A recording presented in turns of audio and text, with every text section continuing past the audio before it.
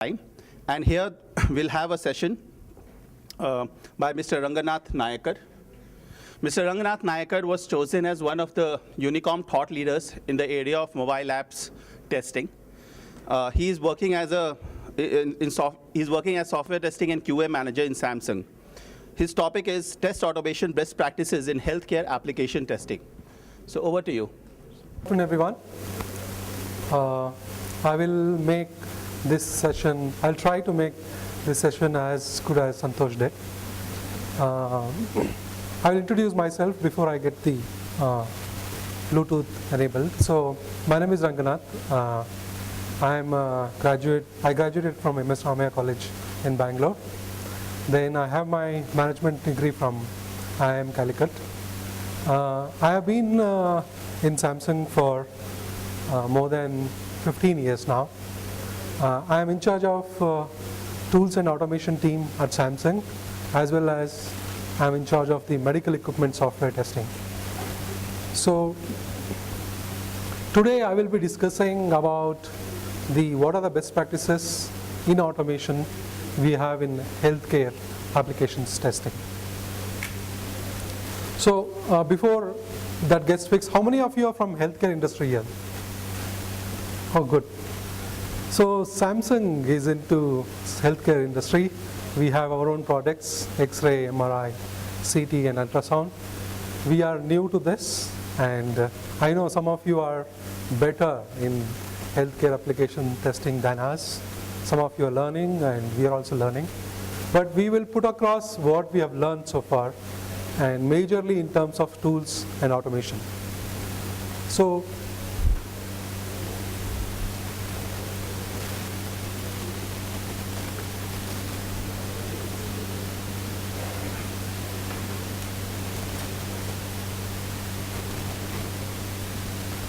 okay.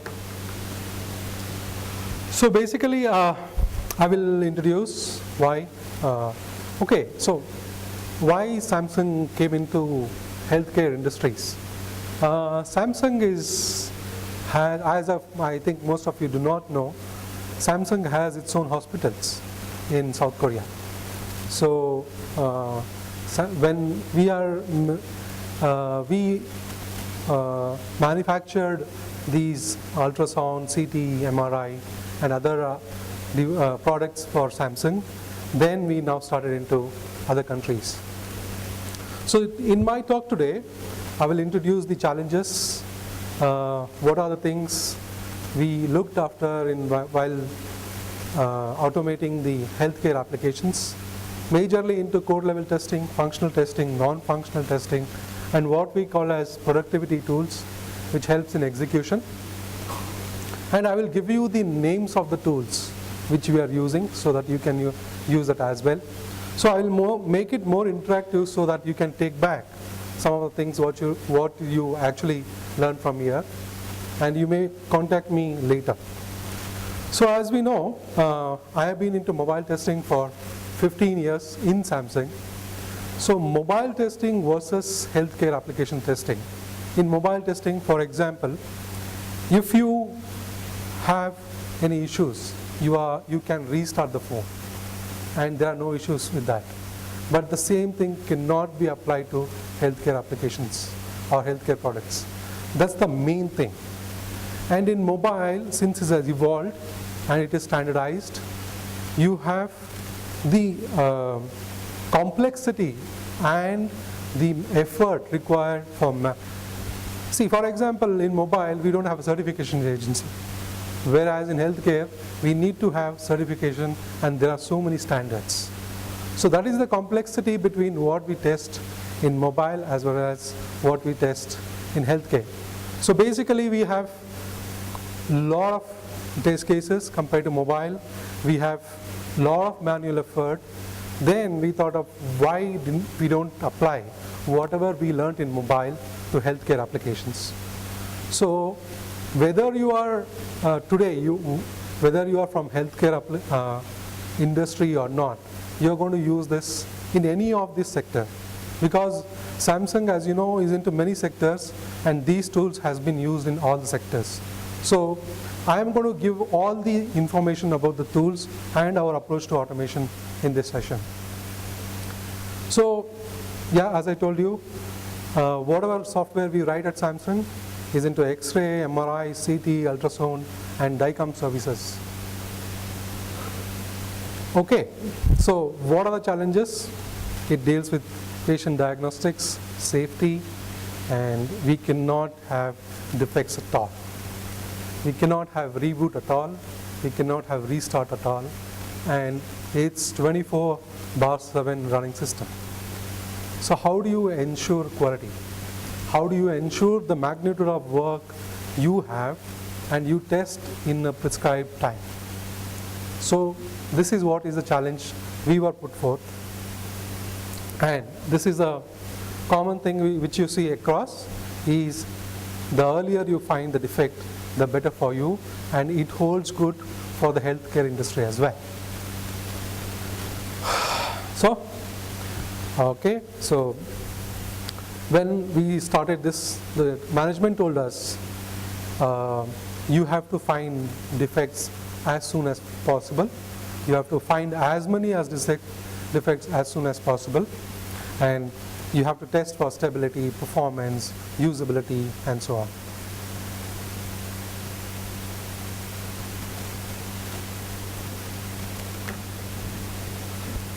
In generic terms, we do three kinds of tests: code level testing, and functional testing, and non-functional testing. This you already know.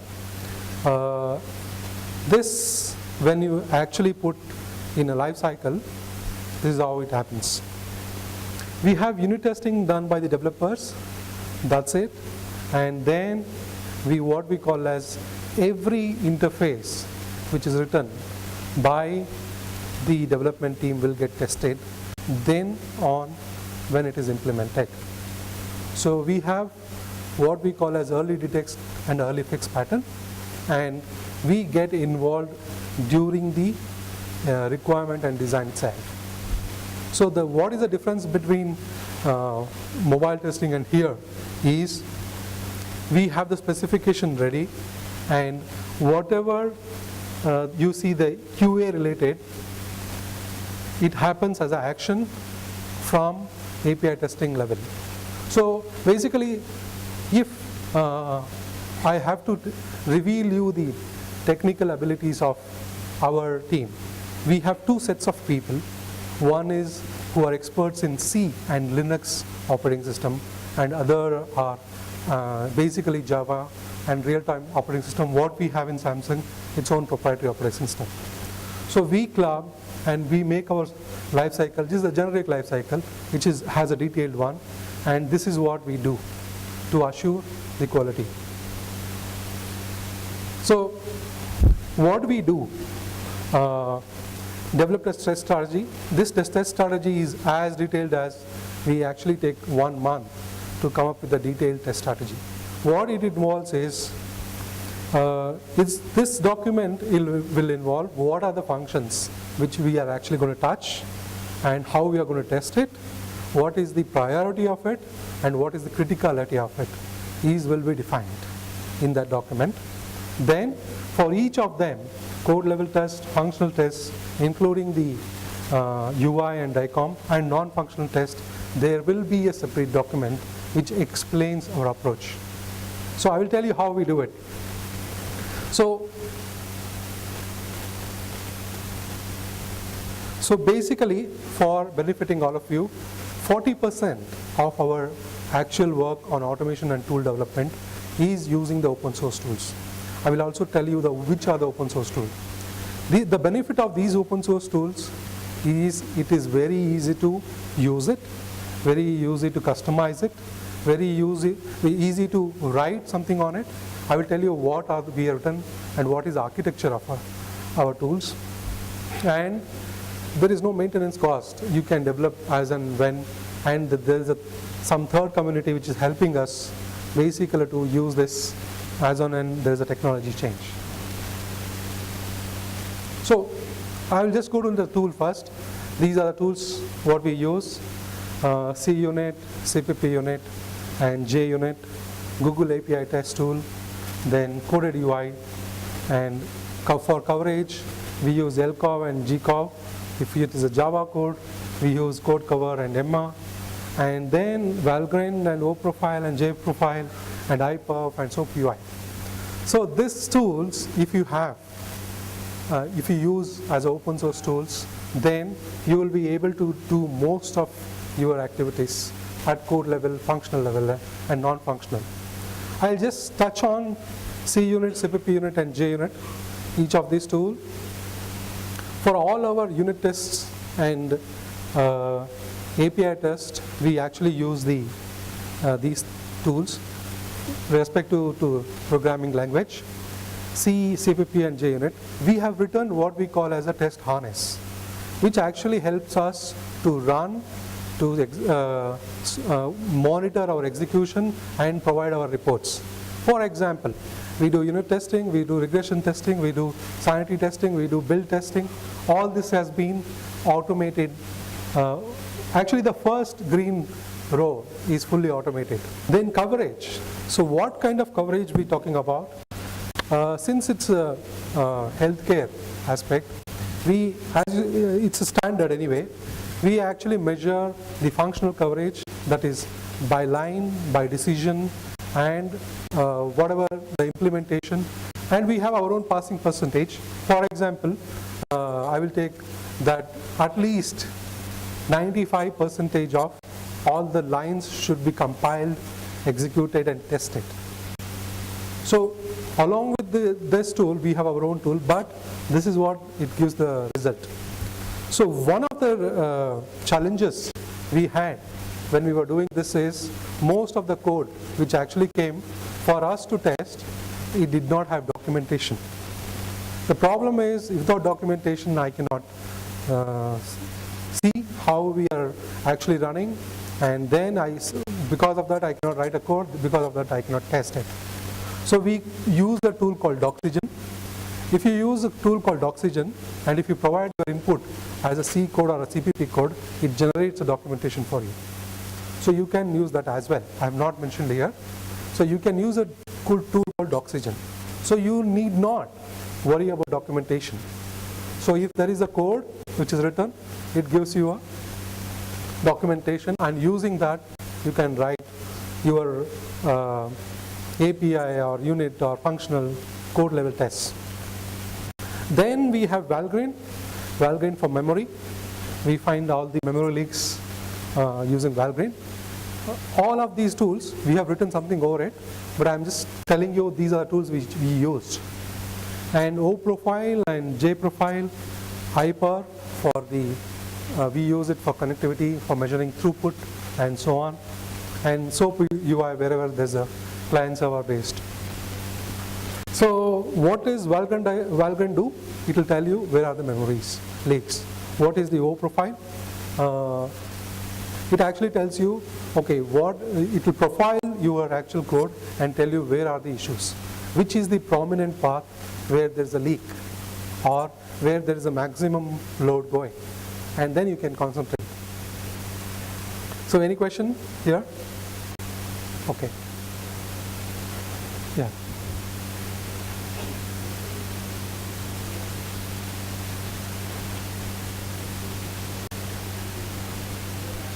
Yeah.